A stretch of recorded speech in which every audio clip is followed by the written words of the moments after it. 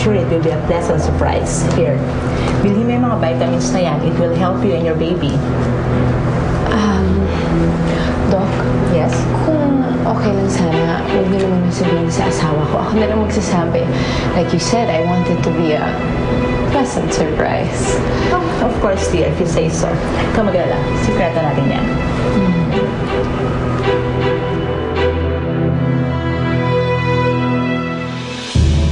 Hindi ako nagkukunwaring walang nagbago.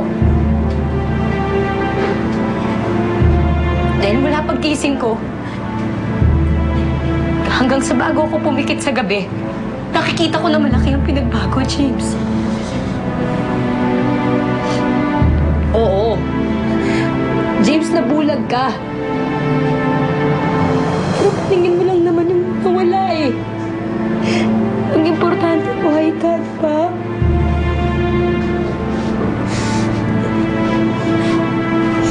Nancy, ako yung hindi mo naiintindihan. Hindi mo naiintindihan ang takot na nararamdaman ko. Araw-araw natatakot ako na baka balikan nila ako. Naiintindihan mo ba yun, Nancy? Naiintindihan mo ba yun na baka dukutin nila ako dito?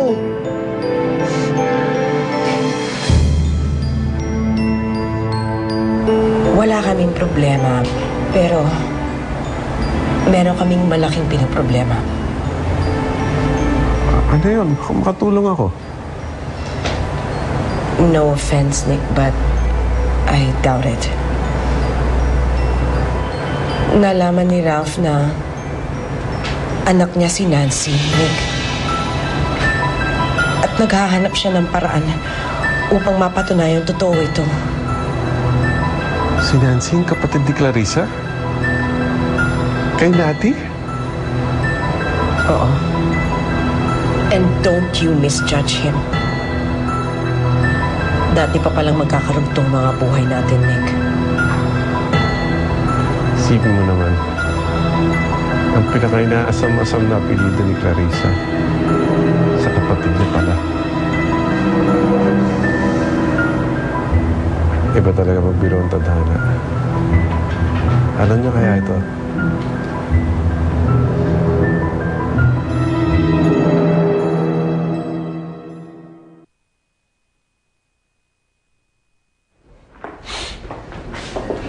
Mabango dito.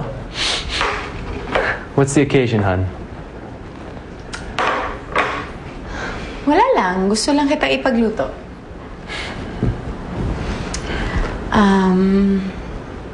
Jerome, may sasabihin sana ako sa'yo. Sana maintindihan mo kung ano man yung sasabihin ko sa'yo. And I will respect whatever decision you'll make.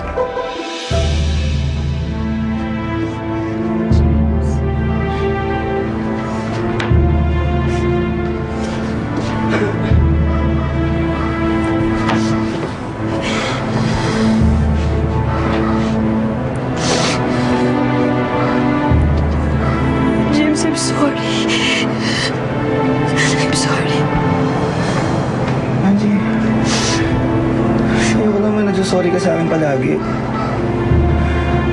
Wala na akong may gusto nito, di ba? Naisip ko lang. Ayoko na tumira dito. Babalikan ako ng mga tao. Yung mga tao gumawa sa akin ito. Nancy, habang nakatira tayo dito, sa peligro buhay natin. Sige na, Nancy, iwan na natin itong bahay na to. James, alam mo naman na ito na lang ang natitirang alaala sa akin ng inay, di ba? Hindi naman ganun kadaling iwan ng bahay na to. Naku kayo, Nancy. Pero para sa kaligtasan natin to. Ano ka isipin ng mga gardamote na yung naghahabol pa rin tayo sa kanila? Hindi na nila iisipin yun.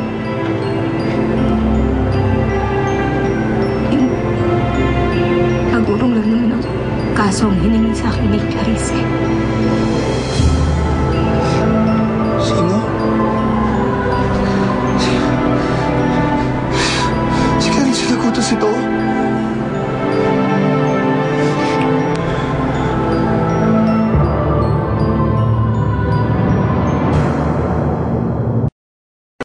Clarissa, You know, anything you say to me will not change my feelings for you. By the way, I think I have something for you.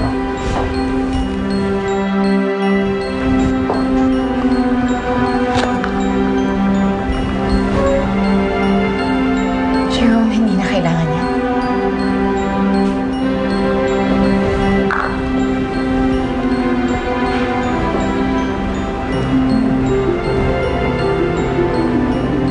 Clarissa, I want to.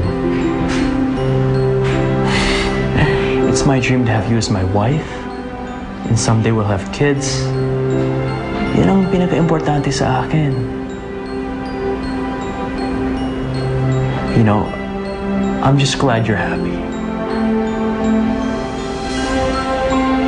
Kanina, you're gonna say something? Hindi, wala yun. Nothing. Sige, upo ka na. Sure ka? Marami pa akong niluto doon. Appetizer lang yun. Gutom na ako. Oo, si Clarissa. James.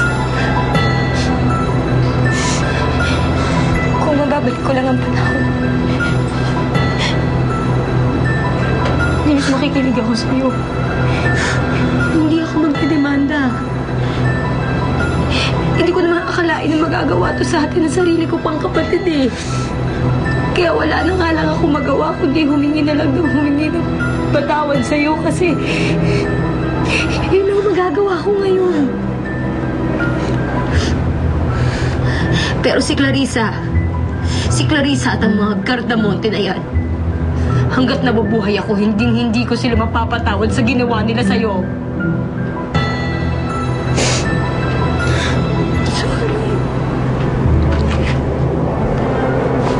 I'm so sorry, Jay.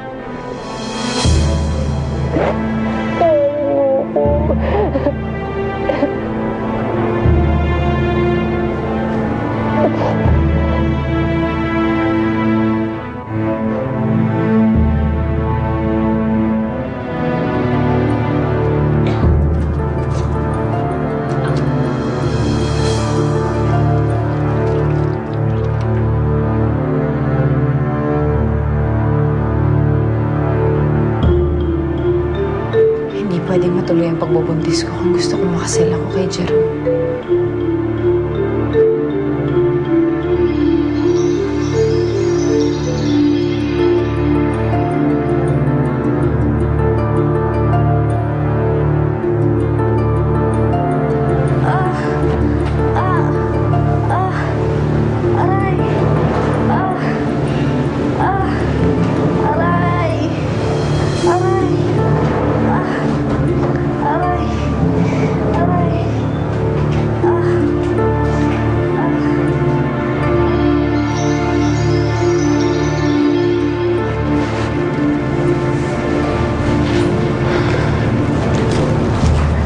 Buti ka pa, ate. Parang hindi ka kinakabahan. First time ko kasi dito, kaya natatakot ako. Ilang taong ka na ba? 16, di alata, no?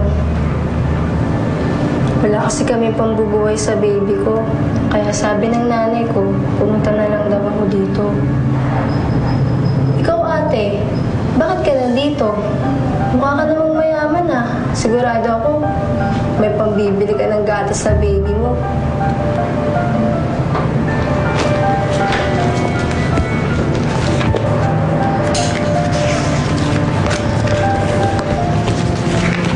Kunin mo yan. Makakatulong yan sa'yo. Miss, ikaw lang ang susunod. Huwag na lang, ate. Maraming salamat na lang.